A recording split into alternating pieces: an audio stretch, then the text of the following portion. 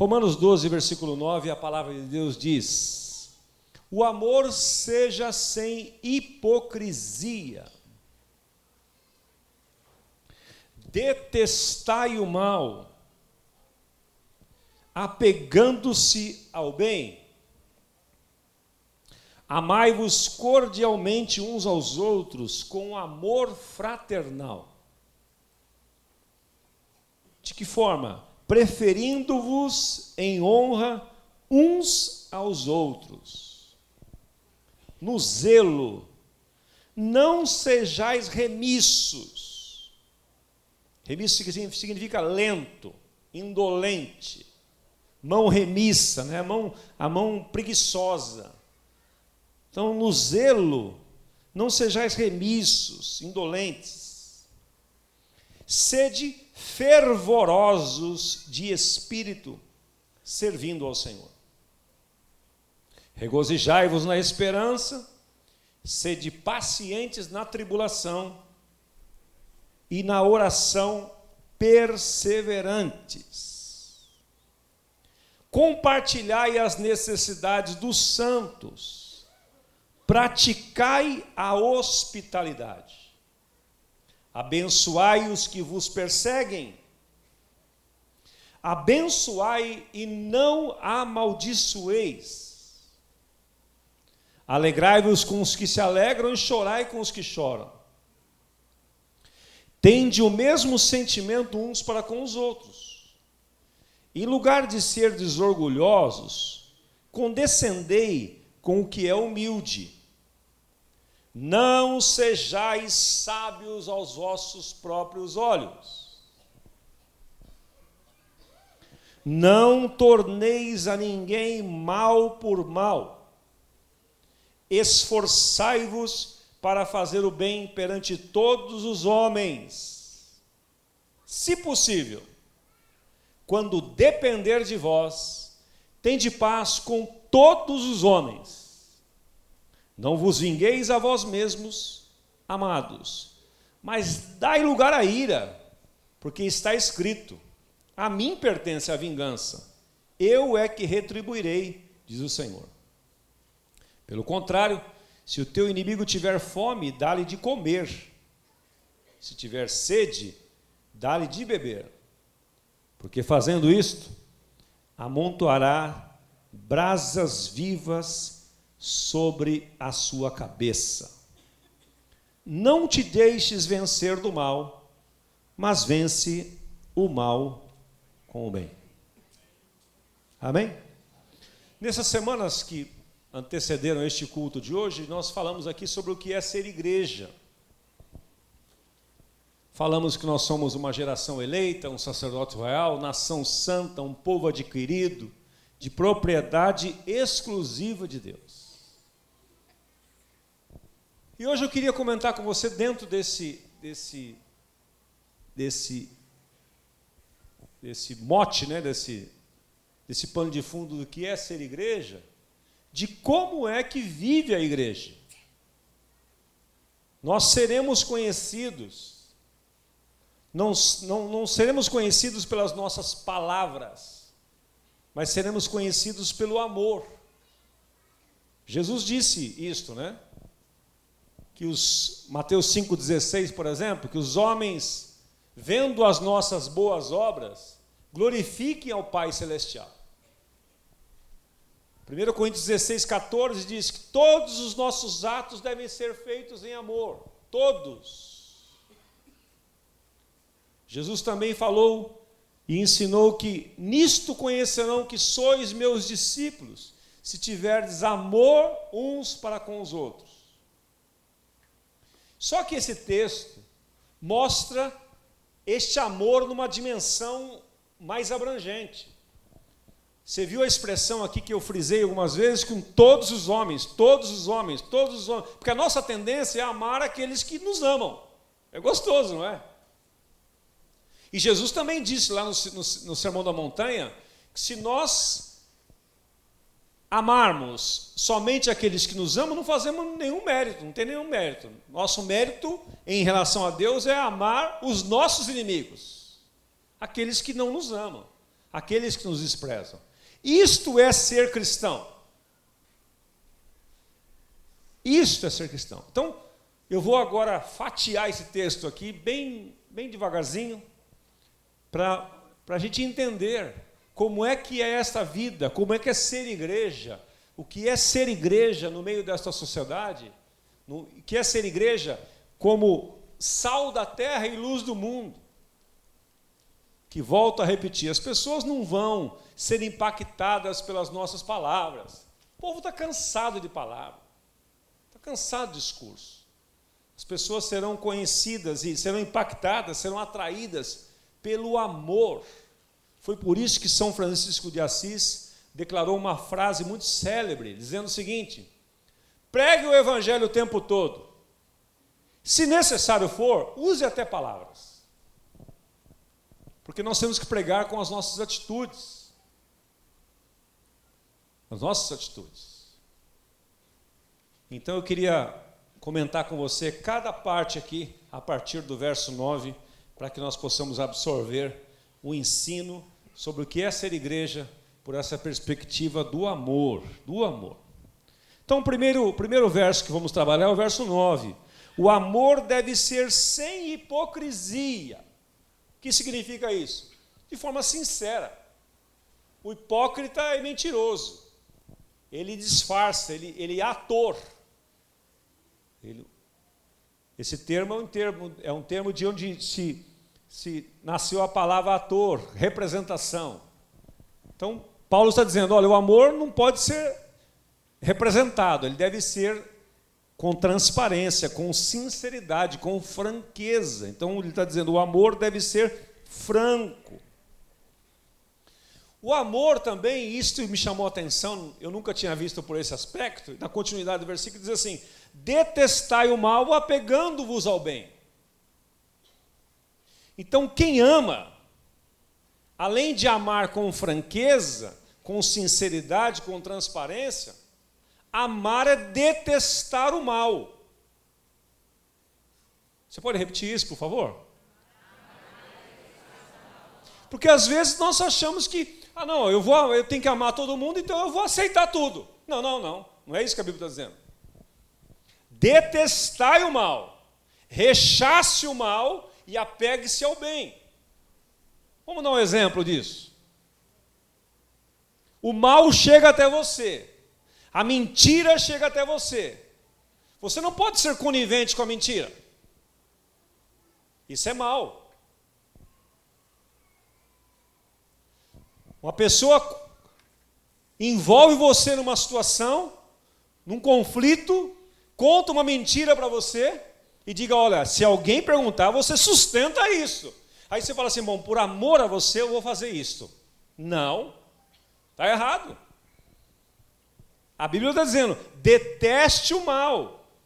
Deteste o mal, ou seja, rechace o mal, estanque o mal, apegue-se ao bem. O amor, ele expressa antipatia pelo mal. Você não pode concordar com as coisas erradas. Isto é amor. Amor é você não ser conivente com o mal. Desculpe, eu já me posicionei várias vezes assim. Olha, amigo, amo você, você é um cara precioso, mas não posso concordar com você. Não conte comigo. Isso é amor. Amor não é você concordar com tudo. Amor não é você aceitar todas as coisas. É isso que a Bíblia está dizendo. E às vezes a gente passa batido. Acho que o amor é uma coisa muito romântica. Muito assim, né? Aquela cara de anjo, aquele cara que aceita tudo. Então ele ama. Não. Jesus não aceitava tudo. E amava, e amou todo mundo, amou a todos, mas ele repreendia quando era necessário, ele se posicionava de forma contrária, de forma bem clara, e você e eu precisamos fazer isto. Para isso você não precisa ser agressivo, para isso você não precisa ser grosseiro, porque o texto também vai trabalhar nisso, mas eu queria chamar a sua atenção para este aspecto. Amar é você estancar o mal, é você não ser conivente com a mentira, não ser participante do pecado, não ser conivente com o erro. Isto é amor. Vou dar outro exemplo. Quando você percebe seu amigo, uma pessoa que você ama, caminhando por um caminho errado, um caminho de morte, e você não o adverte, você não ama. Ah, não vou meter isso. Eu vou arrumar para minha cabeça, vou perder a amizade com a pessoa. Isso é humano. Você tem que orar por ela, não vou só orar por ela e admoestá-la em amor. Admoestar é chamar a atenção.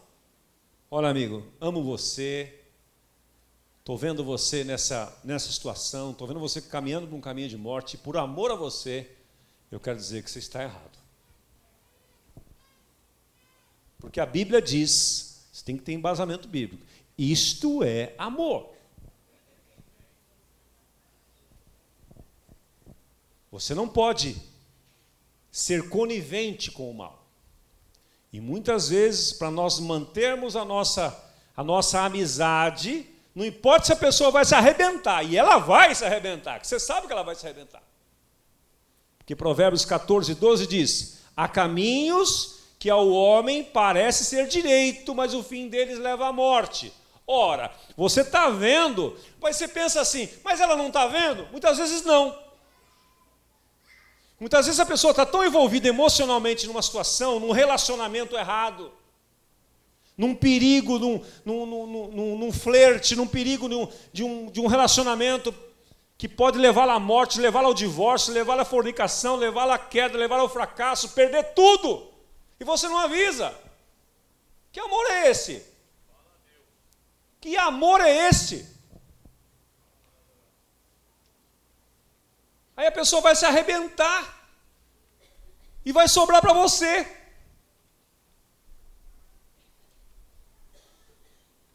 Porque nós vivemos em comunidade. O irmão está lá na sua célula, agindo errado, tratando a mulher errado, tratando os filhos errado, sendo conivente, não corrige os filhos dele.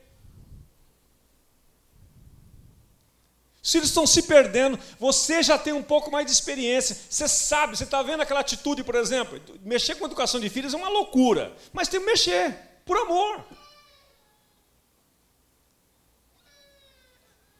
Você está vendo aquela criança de 3 anos dando tapa na cara do pai e o pai achando graça. Você sabe que ele vai virar um marginal quando ele tiver 12 anos, sabe ou não sabe? Sabe. Você tem que chamar o pai do lado e falar assim, amigão, cara, deixa eu dizer uma coisa para você, eu amo você. Amo a sua família. Mas eu quero dizer para você que você precisa se posicionar em relação ao seu filho. Você não pode deixar ele dar tapa na sua cara e dar risada. Sabe por quê? Quando ele tiver 16 anos, 14 anos, ele vai dar um tiro na sua cara. Estou falando isso por amor a você. Eu estou interessado por você. A pessoa pode não gostar, ficar brava com você, mas você agiu em amor. É assim, meus irmãos. Vida em comunidade, bem-vindos. A mão não tem nada a ver com a vida dele. Tem, porque quando o filho dele tiver 14 anos, der um tiro na cara dele, você vai ter que ir lá no velório, arrumar dinheiro, pagar, você vai sobrar para você. Nós vivemos em comunidade. Então, amar é você dizer não. Amar é você se posicionar. É uma linha tênue. Em relação, por exemplo, ao nosso governo agora. Ai, não pode falar do governo. Não pode. Não pode. Tem que honrar as autoridades. Tem que honrar as autoridades. A Bíblia diz que tem que honrar as autoridades. Mas a Bíblia diz que nós devemos ter um movimento profético também. De orar sim e de nos posicionar. De dizer não concordo. Está errado. Isso é amor à nação. Amor ao seu país. Não é ficar xingando ninguém, nem brigando com outros partidos. Esse não é o caminho, mas é um posicionamento. E às vezes nós temos muita dificuldade de nos posicionar. Porque a gente se torna impopular. Mas Tudo vai de acordo com o que você faz. Você sabe, né, a máxima da comunicação é 50% é o que você fala, e o outro 50% é como você fala. Por isso que você tem que pensar na maneira de falar. Você não pode ser aquele super sincero que fala o que quer, na hora que quer, na frente de todo mundo. Não. Não se chama a atenção das pessoas na frente de outros. Mas que você tem que posicionar, tem. É isso que a Bíblia está dizendo. O amor deve ser franco. Provérbios 27:5, está vindo na minha mente aqui, diz assim: leais são as feridas feitas pelo que ama, mas os beijos daqueles que odeiam são beijos enganosos. Abra lá, Provérbios 27:5.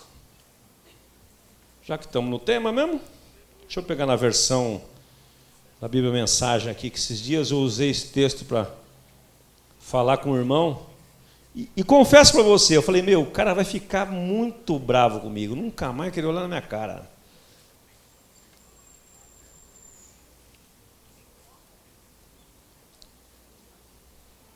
Provérbios 27:5. 27:5.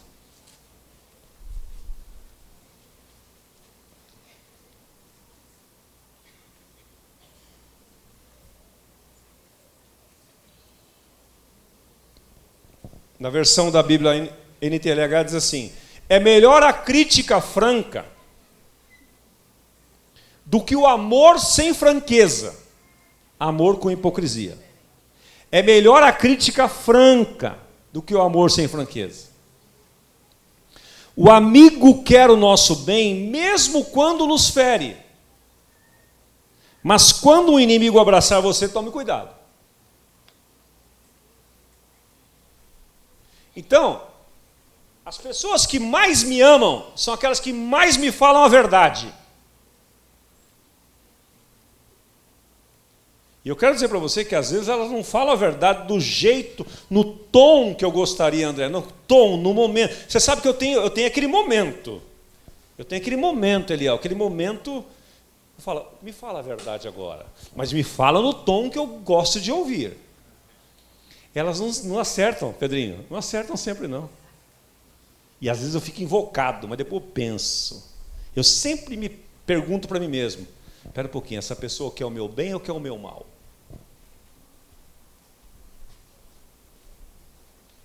Quero dizer para você que Deus fala comigo através das pessoas que mais me amam.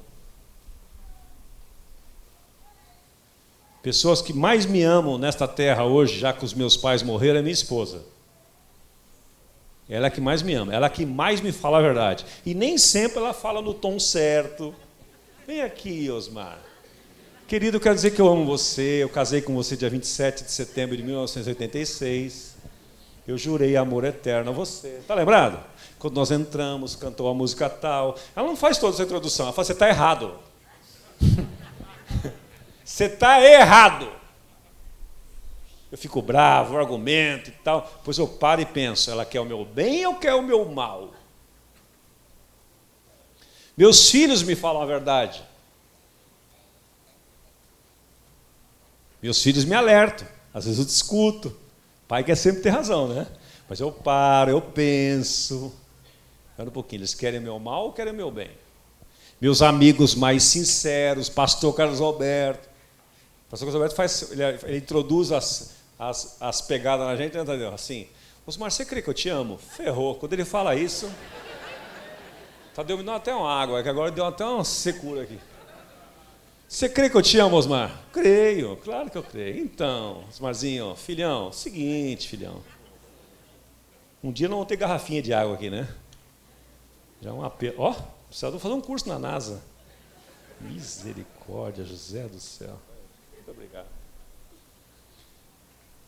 Então, quando você chamar a atenção de alguém, pergunta para ele, você crê que eu te amo? Quero o melhor para você? É uma senha. Você crê que eu te amo? Assim como uma regrinha também, de quando você erra, você tem que fazer assim, né? Você, quando for no encontro de casais, nos nossos mentoramentos de casais, você vai aprender isso. Quer acertar qualquer problema?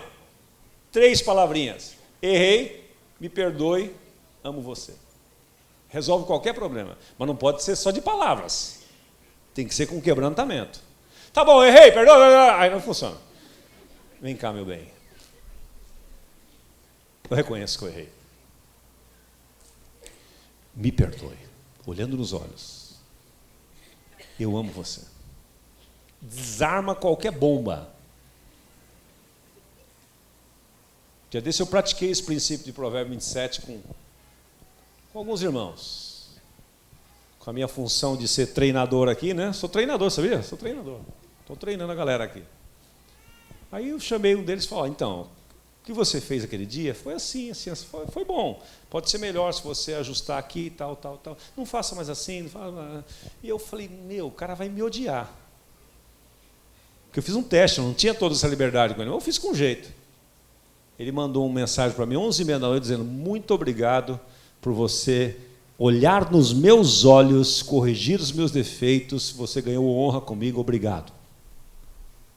Obrigado, faça sempre isso. E eu tenho um contrato com alguns irmãos, que eu já dei a liberdade para eles de falar qualquer coisa para mim. Qualquer coisa. Porque se eles me verem correndo perigo e não falarem, eu me arrebento e vai sobrar para eles. Então, é isso que a palavra de Deus diz, que o amor deve ser sem hipocrisia e que a gente deve detestar o mal e apegar-se ao bem. Isso só no versículo 9, hein? Meu Deus, falei, hein? Falei 20 minutos só no versículo 9. Jesus, tenha misericórdia. Então, vamos lá. O versículo 10 diz assim, que o amor, amai-vos cordialmente uns com os outros, com amor fraternal, preferindo em honra uns aos outros.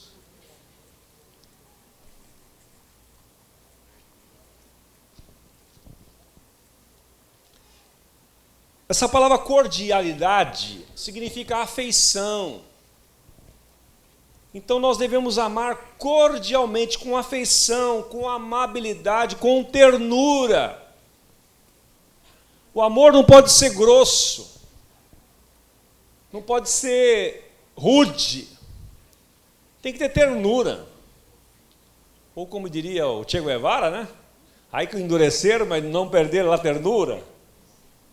Você tem que ser terno, com ternos afetos de misericórdia. Então nós precisamos ser cordiais uns com os outros, preferir uns aos outros, preferindo-vos em honra. Honrar é enobrecer, é engrandecer o outro. É engrandecer o outro, isso é honrar. Honrar é você dar grande valor, aumentar o valor da coisa. É isso que significa a expressão honrar. Então, quando você ama alguém, você aumenta o valor dessa pessoa. E como é que você faz isso? Elogiando, reconhecendo, preferindo em honra, quer dizer, é você dar honra à pessoa, abrir espaço para valorizá-la. Amar é valorizar o que o outro valoriza. Quando você valoriza o que alguém que é objeto do seu amor valoriza, você ganha a pessoa. Amar não é valorizar o que você quer, é o que o outro quer. O amor é sempre para o próximo. Isso é ser cristão. Por isso que só é possível viver essa dimensão com um novo coração. Não tem jeito. Ser humano por si só, sem regeneração, sem novo coração, sem redenção, como eu preguei domingo passado, ele é egoísta, por natureza. Isso aqui é só para santo de Deus viver, só para quem Jesus vive nele mesmo. E a palavra de Deus está dizendo isso, né? Amabilidade, suavidade, é procurar o progresso do seu irmão, é abrir portas para ele, é desejar o melhor para ele. Isso é que é amai-vos cordialmente uns aos outros. Versículo 11. Esse é legal também, isso aqui dá uma série, né? O amor deve ser zeloso, sede fervorosos, no zelo, né? Versículo 11 aí, né? No zelo não sejais remissos, sede fervorosos de espírito, servindo ao Senhor. Sede zelosos, zelo, fervor de espírito servindo ao Senhor. Uma pessoa cheia do Espírito Santo faz seu trabalho com entusiasmo e alegria. Quando você vai servir alguém, quando você vai servir a Deus, vai servir alguém, você não pode fazer isso com mão remissa, com indolência, de qualquer jeito. Não faça. Ou faz como deve fazer, ou não faça. Nem para Deus e nem para as pessoas. Eu não suporto alguém fazer as coisas para mim com má vontade. Você gosta que alguém faz? Pega uma água para mim, você fala para o Tadeu, pega uma, Osmar, agora? Se você começa, agora você quer? No meio do culto? Tadeu, agora. Aí ele fala assim, está aqui a água.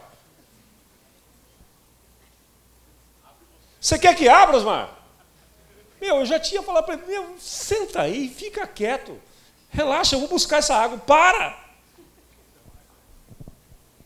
Para Deus é assim, irmãos. É isso que a Bíblia diz, ser de fervorosos de espírito. Quer dizer, vai servir a Deus, faça com toda intensidade. Não faça de qualquer jeito.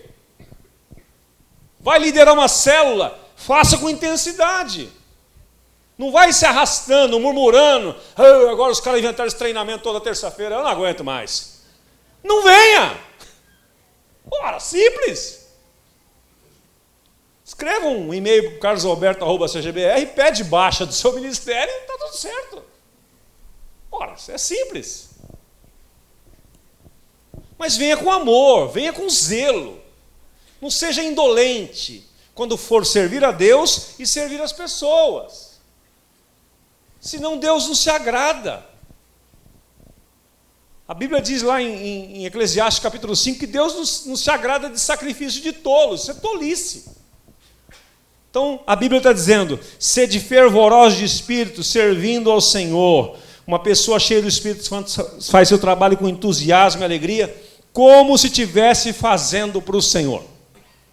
E isto é tremendo, meus irmãos, porque assim também funciona no seu trabalho. Funciona no seu dia a dia. No seu dia a dia. Você para no posto para abastecer. Você vê o frentista lá vindo, se arrastando na sua direção. Você fala, estou pego hoje. Dá para você dar uma olhadinha na água para mim? Sim, vou lá. Vai se arrastando. Você acha que ele vai olhar alguma coisa? Você vai querer dar uma caixinha para ele, uma gorjeta para ele? Não.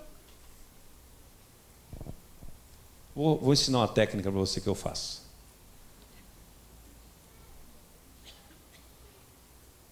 Eu peço para o cara lavar meu carro no posto, dar aquela duchinha.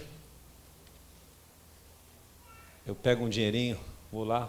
Antes dele começar a se dar um apoio, a gente chega e fala assim, amigão, quero abençoar você, porque eu sei, olha bem no olho dele, eu sei que você vai caprichar no meu carro. Aí eu ponho a graninha no bolso dele. Mas o cara fica feliz. Mas isso é uma maneira de induzir o cara a fazer o negócio direito. Isso funciona. Funciona quando você quer seu carro limpo. Mas o legal é quando o cara faz o negócio sem você falar nada. Aí você vai lá e gratifica ele. Isto é o procedimento do Filho de Deus. Se você agir assim no seu trabalho, em relação aos seus parceiros, às vezes nós só agimos assim com os de cima. Aí é puxa-saquismo. Cuidado, é bajulação. Você quer agir assim com os de cima, para se aparecer. Mas você tem que agir com os de cima e com os que estão ao seu lado e com os de baixo. Porque lealdade não é só para quem está em cima. Eu não posso ser leal ao pastor Carlos Alberto e desleal ao Tadeu, que é meu parceiro. Não posso. Isso é deslealdade. Isso é bajulação. Eu tenho que ser leal ao pastor Carlos Alberto, que é o meu líder, tenho que ser leal ao Tadeu, que é o meu parceiro aqui, e tenho que ser leal àqueles que eu vou cuidar. Lealdade em todos os níveis. A mesma coisa aqui. O serviço bem feito deve ser para o seu chefe, para cooperar com os seus amigos, que se você precisa ajudar ali. O cara está ali do seu lado, não sabe fazer o trabalho direito, você tem a obrigação, como cristão, de ajudá-lo, de servi-lo. E aí há o que está embaixo também. Então isto é ser cristão, meus amigos. Isso aqui é cristianismo prático. É assim que deve agir. E aí, meu amigo, Deus vai te abençoar. Porque a palavra de Deus diz em Efésios capítulo 6, versículo 5: vós servos sirvam a todos como servindo ao Senhor e não à vista para ser reconhecido pelos homens. Porque quando você serve assim, a recompensa virá do Senhor e não dos homens. Então faça o seu melhor no seu trabalho. Porque se há uma coisa que não combina, é um crente indolente. Não combina. É um péssimo testemunho. Faz o serviço de qualquer jeito, chega atrasado, não dá satisfação, faz as coisas pela metade, faz com má vontade, e depois quer pregar para o chefe. Ah, dá licença. Dá licença. Você está queimando o filme de Jesus. Ser cristão é você ser o melhor, fazer o melhor, ser o melhor, se destacar fazendo o melhor para todo mundo. É isso que a Bíblia está dizendo aqui. No zelo, sede fervorosos, não sejais remissos. E aí o versículo 12, né? Alegre-se na esperança, seja paciente na tribulação e na oração perseverante. Quando você ama a Deus, quando você ama a Deus de fato, mesmo no meio da tribulação, por causa da esperança, alegre-se na esperança. No meio da tribulação, você olha para a esperança, você olha para as promessas de Deus. E mesmo em meio a tribulações, você pode sentir alegria, por causa da esperança que está ali na frente. E o que dá suporte a isso é você perseverar na oração. Perseverar na oração. Quero dizer para vocês que uma das coisas mais importantes que a Bíblia ensina sobre oração é a perseverança. A perseverança na oração não é para você botar Deus na parede, manipular a Deus. Não, porque oração deve ser um relacionamento. E todas as passagens da Bíblia, e os caras que prevaleceram na Bíblia, em oração, prevaleceram porque foram perseverantes. Esse negócio, já orei uma vez só, Deus já sabe e tal. Não, então você não ora nunca mais. Oração é um relacionamento. Lucas 18:1, Jesus ensina a parábola do juiz iníquo, falando sobre o dever nosso de orar sempre, sem esmorecer, sem desanimar. É isso que a Bíblia está dizendo aqui. Então, quando nós amamos a Deus, temos revelação deste amor de Deus, nós vamos nos alegrar na esperança, nós vamos ser pacientes no meio da tribulação e vamos perseverar na oração. Versículo 13, esse é bacana também. Versículo 13. Compartilhai as necessidades dos santos, praticai a hospitalidade. O que significa isso? Compartilhar é repartir.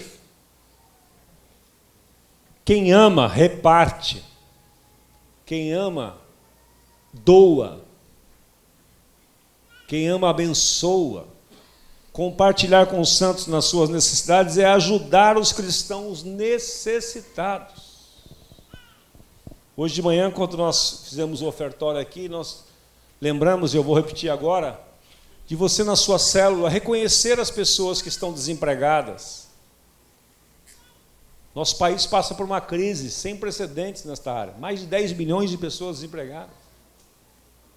Ajude essas pessoas. Procure saber as necessidades reais dela. Como testemunhou aqui a Andréia, né? A Andréia que está lutando com câncer, né? Andréia, domingo passado, falando que a célula dela ajudou em tantas coisas, até mesmo em pagar as suas contas. Andréia, né? Andréia. Ah, são duas estão lutando, mas é a Andréia que testemunhou aqui na ceia. Então é isso, nós temos que ajudar. Compartilhar com os santos é você repartir. Você vendo o seu irmão passando necessidade, amar é isso, é você repartir. É praticar a hospitalidade. Abrir a nossa casa. Bem-aventurados são os anfitriões de Gessens. Essa semana eu fiquei impactado com o testemunho de um irmão. Eu estive na multiplicação do Gessem deles. E este nosso irmão trabalha muito viajando. Ele falou, Osmar, não posso ficar... Ele tem toda a condição de dirigir um Gessem tranquilamente. Mas eu não consigo, viajo pra caramba. Mas o que ele fez? Pensando na esposa dele, no filhinho dele, que ela pode ficar isolada do corpo e da comunhão, o que ele fez? Eu quero trazer um Gessem na minha casa. Ele abriu a casa dele para o Gessem. E aí, ele fica desobrigado de quando viaja, o Gessem acontece do mesmo jeito. E a esposa dele está inserida no processo. Isso é hospitalidade. E ele estava dizendo do quanto ele tem sido abençoado por isso. Então, o amor é prático, meus irmãos. O amor não é teórico, não. Isso aqui é amor prático. Então, nós precisamos ajudar os necessitados. Isso é compartilhar as necessidades dos santos, praticar a hospitalidade. Versículo 14. 14. Lá diz, abençoai os que vos perseguem. Isso é maravilhoso, hein? É facinho, não é não? O cara está te perseguindo lá, querendo a tua caveira, né? Querendo ver você fora de tudo. E você, ao invés de amaldiçoá-lo, a palavra de Deus diz para você abençoar. Abençoai os que vos perseguem. Abençoai, repete aqui Paulo, e não amaldiçoe. O que é abençoar? É você invocar bênção sobre ele. É você desejar o bem para ele. Mas Osmar, ele está desejando o meu mal. Pois é, mas você, quem vive em você é Cristo. Então, é fácil. Se depender de você, não dá. Mas se você depender de Cristo, que habita em você, fica fácil. Então, abençoai. Abençoai aqueles que perseguem você. Abençoe. Deseje o bem a ele. Fale bem dele.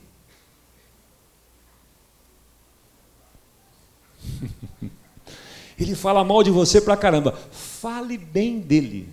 Isso é um exercício, meus irmãos. É fácil fazer, não? Não, claro que não. Se fosse fácil, não precisava nem de Cristo, nem do cristianismo, nem da morte, nem da ressurreição. Fale bem dele. Eu lembro de uma história de que alguém me contou, do Dr. Russell Shedd, aquele pregador que esteve na nossa conferência no ano passado, um homem santo de Deus, o pastor Carlos Roberto considera um dos apóstolos sobre a vida dele. Eu sei de um episódio que alguém, numa reunião assim, de cristãos, alguém fez um comentário muito ruim a respeito do Dr. Russell Shedd, e falando mal dele. E tinha um pastor ali naquela roda, e o cara ficou incomodado com aquilo, mas eu não sei se ele repreendeu a turma ou não, eu não sei, talvez ele nem tenha até se posicionado ali. Mas quando ele encontrou o Dr. Russell Shedd, disse que ele chamou o Dr. Russell Shedd e falou assim, eu precisava compartilhar uma coisa com o senhor. Ele falou, pois não. Eu estava numa reunião assim, assado, e o pessoal lá falou muito mal do senhor. E o cara ia lançar o veneno ali. Ele falou, espera um pouquinho. Um minutinho só. Eu não quero saber o que eles falaram. Mas como o senhor não quer saber? Não quero saber. Porque se eles não têm toda a razão, talvez eles tenham uma porcentagem de razão. Mas eu não quero saber, porque aí eu vou ficar... Não quero saber quem falou e nem o que falou, porque aí pode me afetar. Vamos pensar o seguinte, eles devem ter razão no que falaram. Vamos orar por eles agora? Pai, em nome de Jesus, eu abençoo esses irmãos que falaram mal de mim. Acabou.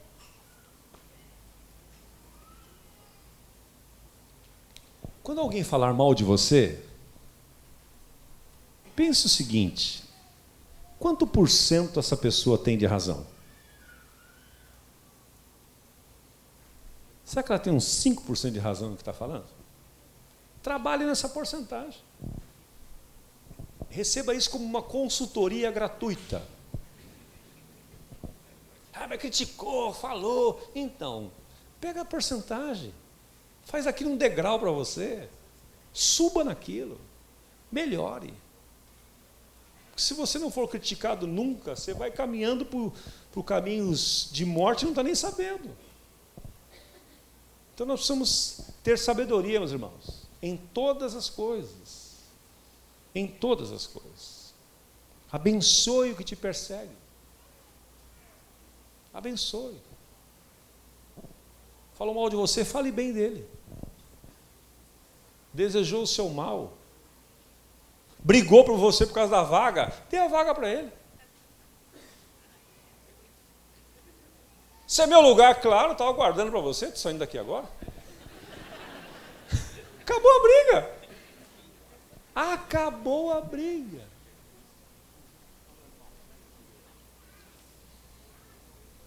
Sabe o que você está falando? A pessoa que fala assim tem problema de crise de identidade, sabia? Entendeu ou não? Você sabe com quem você está falando? Quer dizer, a pessoa não sabe quem ela é, né? Então, estou falando, qual é o seu nome mesmo? Ouvi falar muito de você. Tá bom.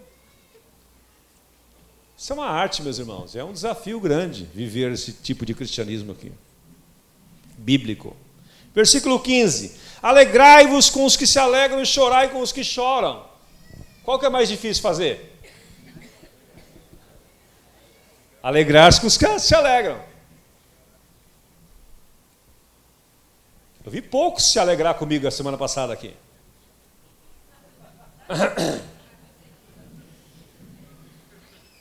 Eu torço para um timinho que está sofrendo pra caramba para classificar no Paulista, um tal de Palmeiras. Ele está sofrendo, está gemendo para não ficar de fora aí da classificação. Aí a semana passada ganhamos do melhor time do campeonato.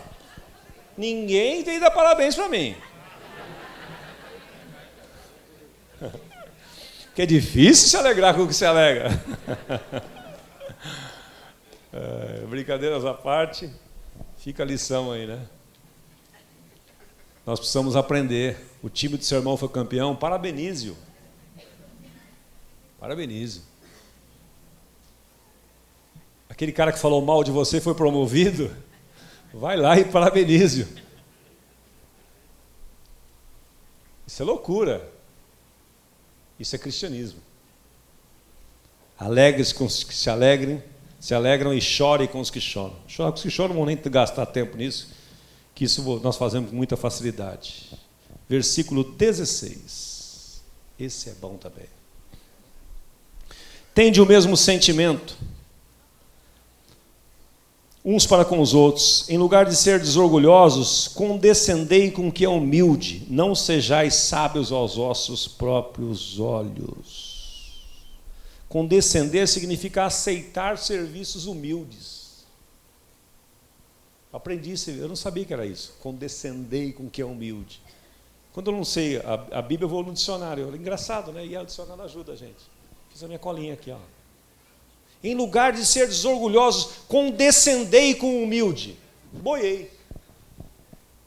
Aí o verbo condescendei significa aceite serviços humildes. Na nova tradução da linguagem de hoje está lá. Associe-se com os humildes. Porque às vezes a gente quer conviver só com os mais abastados. Os mais humildes a gente não dá muita importância para ele. Na igreja nós temos todo tipo de pessoas. E nós precisamos, não podemos ser seletivos. É isso que a Bíblia está dizendo. Porque muitas vezes nós somos seletivos. Nós queremos conviver só com a turma do nosso nível social, fazer uma célula só de palmeirenses, para não ter problema lá, só de corintiano. Não, não é isso não, você tem que conviver com todo mundo. Eu não faço esse serviço não, porque você não sabe quem sou eu. É isso que a Bíblia está dizendo. Aceite serviços mais simples. Porque muitas vezes nós somos orgulhosos. E Deus, às vezes, está nos submetendo a testes e a gente é reprovado. Lembra-se da história de José? Deus deu a ele um sonho de que ele seria governador do Egito, primeiro-ministro. Depois de Faraó, é ele que ia mandar. Quer dizer, ele ia dar até a ordem para Faraó. Faz assim, faz assado, faz assado. Mas ele começou lá de baixo. Mesmo tendo um sonho, uma profecia sobre ele verdadeira. Ele foi interpretar sonho lá na prisão. Foi ser servo lá na casa de Potifar. Se ele fosse orgulhoso, ele teria sido reprovado. Muitas vezes, preste atenção, muitas vezes Deus permite chegar a você funções simples, no seu trabalho, no ministério, pequenas coisas para testar você. Eu queria ser pregador, tá bom, não começar com um cooperador, só ficar na porta ali entregando folheto para o povo que entra. O que é isso? Não fiz seminário para isso. Aí quer dar carteirada, né? Sabe o que ele está falando? Sabe quantos anos eu estou nessa igreja? Pô, eu sou um empresário bem-sucedido. Pois é, então, fica na porta ali, abraçando os irmãos, dando boas-vindas, com um sorriso nos lábios, com alegria, tá? Com alegria, vai treinando. Deus pode estar submetendo você a testes. E às vezes você é reprovado. É isso que a Bíblia está dizendo assim. Em lugar de seres orgulhosos, associe-se, conviva, aceite serviços mais humildes. Não seja sábio aos seus próprios olhos. Cuidado com os seus julgamentos das coisas, das circunstâncias. Não, eu já sei. Cuidado, é isso que a Bíblia está dizendo. Cuidado. É você julgar as coisas segundo as vistas, ou a si mesmo ou aos outros. Cuidado. Não se ache acima do que você é. Isso é um perigo. Isto é um perigo.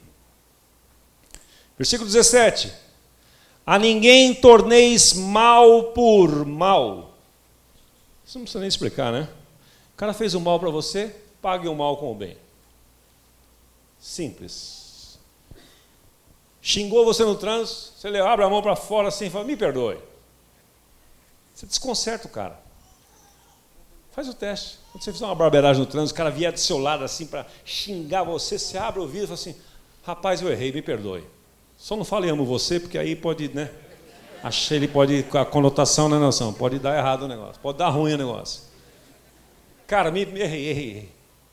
Eu já fiz isso várias vezes. O cara fica sem ação. Pô, eu engole o que ele ia falar, ele engole todos os palavrões que ele ia falar para mim, ele engole dele. Põe dentro do estômago dele, aí fica uma temperatura legal lá, né? Faz um bem para ele. 17b. A ninguém faça o mal, o amor se esforça por fazer o bem perante todos os homens. Faça o bem a todas as pessoas, faz o bem, sai fazendo o bem, põe um plano na sua mente essa semana, vou fazer o bem para todo mundo, vou elogiar todo mundo, vou abençoar todo mundo. Você vai ver como você vai ficar melhor, e a sua semana vai ficar melhor, e as pessoas ao seu redor serão melhores também. Versículo 18. Esse é bacana e está encerrando, né? Se possível, quando depender de vós, tende paz com todos os homens. Você viu o que Paulo fez aqui? Ele pôs uma condicional. Se possível, vírgula, quando depender de você, tende paz com todos os homens. Porque Paulo, escrevendo pelo Espírito Santo, já sabia que em alguns casos ia ser difícil você viver em paz com todos os homens. Porque às vezes, você, quando se posiciona, a pessoa não consegue entender que você está amando-a, que você quer o melhor para ela. Aquilo que eu falei no início. Quando você se posiciona, a pessoa pensa que você quer o mal dela. Então, por isso que ele está dizendo aqui, ó, se possível, quando depender de você, tende paz. Quer dizer, aquilo que está dentro da sua condição de fazer, faça. Não importa o que o outro vai dizer, não importa como ele vai reagir. Eu costumo sempre dizer, não importa o que os outros fazem a você. O mais importante é o que você faz com aquilo que te fazem. Isso é o que importa. Porque nenhum problema nos derrota. Nós somos derrotados pelas nossas reações diante dos problemas. As nossas reações. Dizia o Mahatma Gandhi, né? Seja a mudança que você quer ver acontecer no mundo. Seja você a mudança. Não espere nos outros. É isso que Paulo está dizendo também. Ai, Osmar citou o Gandhi, vou criticá-lo amanhã. Onde já se viu? Você está perdoado por me criticar. Se é amado, pode criticar à vontade. Eu curto o Gandhi. Curto Palmeiras, e aí vai, né? Versículo 19. Tem que suportar, gente. Tem que amar. Amar os palmeirenses também, os corintianos, todo mundo. Último aqui. Não vos vingueis a vós mesmos, amados, mas dai lugar à ira, abandone o furor. Dai lugar à ira. Dar lugar à ira é você botar a ira de lado. Dar lugar à ira não é você deixar a ira extravasar. Às vezes a gente interpreta errado, né?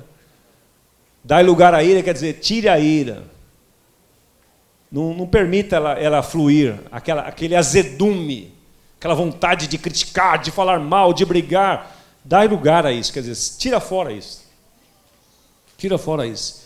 Deixa o Senhor vingar. A mim pertence a vingança.